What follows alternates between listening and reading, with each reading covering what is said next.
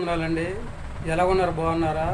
దేవుడిచ్చిన మహోత్సవం బట్టి ఈ దిన వాక్య ప్రకారం మనం చూసుకున్నట్లయితే అండి, దేవుడు మన ఇలాగా పిలుస్తూ ఉన్నారనమాట అండి. దేవుడు ఎవరు పిలుస్తూ ఉన్నాడండి? యెషయా గ్రంథం 62 అధ్యాయంలో మనం చూసుకున్నట్లయితే ఎవరైతే దేవుని మాట వినడం లేదో వారందరినీ తను చేసేసి పిలుస్తూ ఉన్నాడు అనమాట అండి. మత్తయి సువార్త 11 అధ్యాయంలో మనం చూసుకున్నట్లయితే ప్రయాసపడి భారం మోస్తున్న సమస్తమైన జనులారా నా దగ్గర నేను నీకు విశ్రాంతిని అనుగ్రహిస్తానని చెప్పేసి దేవుడు తన పరిస్థితులు లేకుండా చదివిస్తూ ఉన్నారండి.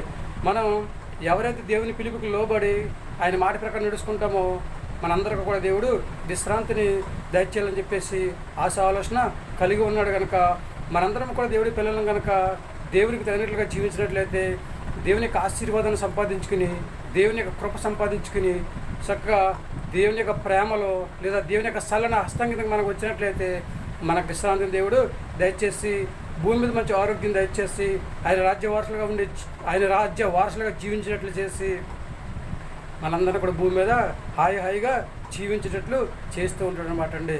దేవుడు కనికర చంపనుడండి, కృప చూపే దేవుడు అండి, దయామేడండి, జాలిగల దేవుడు అండి, కనికరింగల దేవుడు కనుక, కరుణమయుడు కనుక మనందరి మీద ఆయన జాలి దయ కనికరం ఉంటూ ఉంటుంది అనమాట. ఎందుకంటే దేవుడు మనల్ని కన్నాడు కనుక, దేవుడు పిల్లలను కనుక, దేవుడు మనకు తండ్రి కనుక పిల్లలు పాడైపోవటం కానీ చెడిపోవడం కానీ దేవుడికి ఇష్టం లేదు కనుకండి.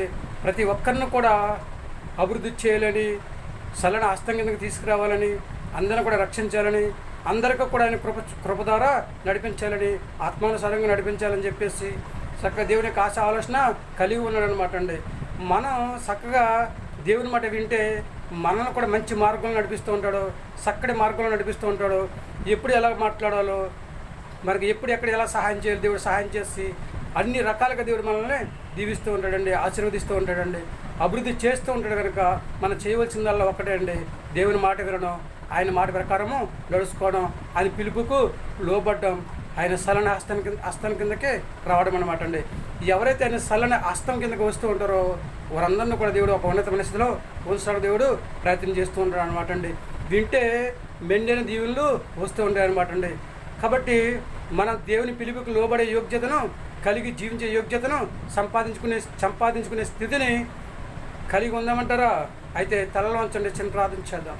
మహాపురుషుని పరలోకపు తండ్రి, నీ ఘనమైన పదవి లెక్కలేని స్థితిస్తున్నావా తన్ని ప్రయాసపడి భారం మోస్తున్న సమస్తమైన జనులు నా దగ్గర నేను నీకు విశ్రాంతిని అనిపిస్తాను తండ్రి. ప్రభావ ఎవరైతే ప్రభావ నీకు లోబట్టలేదు తండ్రి వారందరినీ కూడా పిలుస్తూ ఉన్నారు ప్రభావ వెళ్ళిన వారిని దీవిస్తూ ఉంటావు, వెళ్ళని వారిని దీవిస్తూ ఉంటావు తండ్రి. ప్రభావ ఎవరైతే వింటలేదో తండ్రి వారందరినీ ప్రభావ వినే స్థితిలోకి తీసుకొచ్చింది, వాళ్ళని కూడా దీవించి ఆశీర్వదించి ఒక ఉన్నతమైన స్థితిలో ఉంచే దేవుడు ప్రభావ నీకు వందనాలు తండిస్తుండ్రా.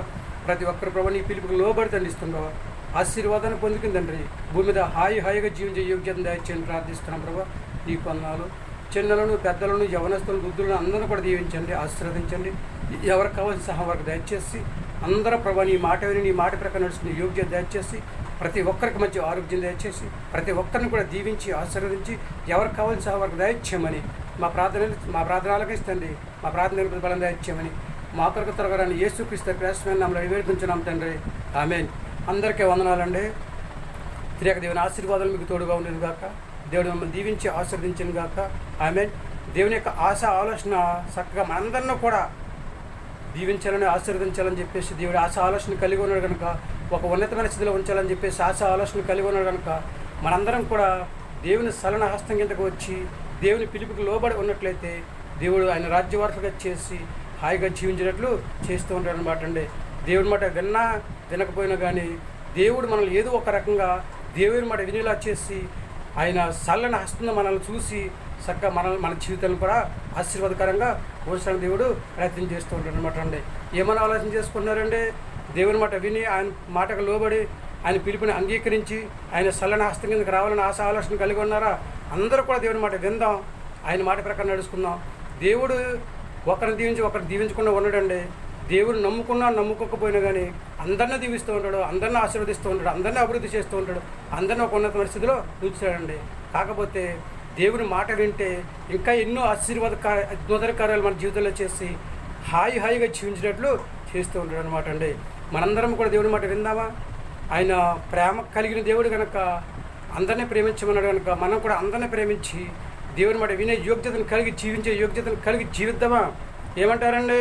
మీ ఆలోచన మీదేనండి. విందాం దేవుడి మాట ఏమంటారు?